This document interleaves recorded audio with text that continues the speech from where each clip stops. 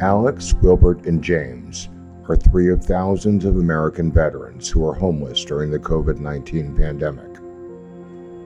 The number of veterans who are homeless dropped by nearly 50% since 2011, when the U.S. Department of Veterans Affairs created the Supportive Services for Veteran Families program. Despite those declines, tens of thousands of American veterans remain homeless. Florida ranks second only to California as the state with the highest number of veterans experiencing homelessness. In Broward County, one of Florida's largest urban communities, Officer Shawn Keechle is a homeless resource officer for the city of Lauderhill. Officer Keacho is also a Marine Corps veteran. As soon as he mentioned that I was a veteran, he turned to me and just kind of, okay, so you know what I'm dealing with. We had a really good conversation. 68% of America's homeless veterans reside in urban areas where they have a better chance to survive. In Florida, the VA invested nearly $28 million last year in SSVF programs to prevent and end homelessness for Alex, James, Wilbert, and thousands more. SSVF operates through more than 300 public-private partnerships funded by the VA. Those partnerships have struggled to keep up with increasing demands. This month, the VA announced more than $400 million in new funding for SSVF programs across the country. Officer Keacho knows a single call to the local SSVF program will be the beginning of a new life for a homeless veteran. Those calls go to the heart of why Keacho enlisted in the military and became a police officer. I remember why I wanted to first start this job was to help people. When I first got into this position, my goal was, if I could help at least one person, then it would be all worthwhile. Similar partnerships throughout the nation reach tens of thousands of veterans each year. SSVF programs work with each individual veteran to ensure they get the help, services, and benefits they've earned. Partnerships are, in my opinion, they are priceless.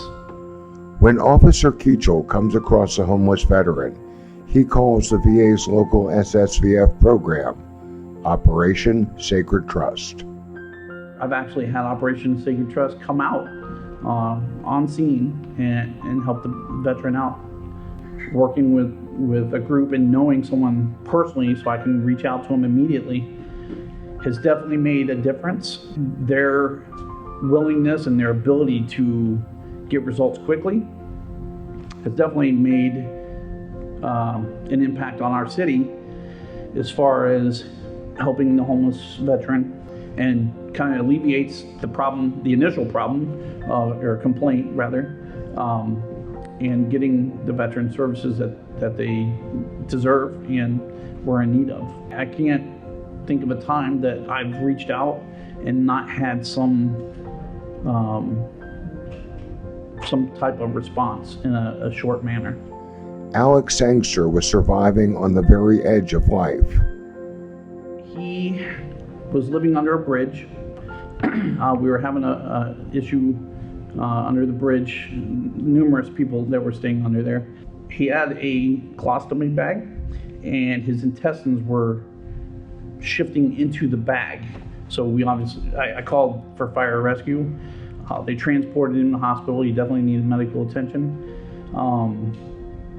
So he was really bad. When I learned that he was a veteran, I reached out to Operation Sacred Trust. Officer Keacho often continues to help veterans stay on track. With a lot of help from Operation Sacred Trust, Jacob in particular. Kept him on track and met with him numerous times. I personally drove him to the VA to make his doctor's appointments, just trying to get him over that imaginary line that he was afraid to step over to get the help he needed. Would never ever have been possible without Operation Sacred Trust taking a huge role. When he meets a veteran on the streets, Officer Keacho knows he can make a difference.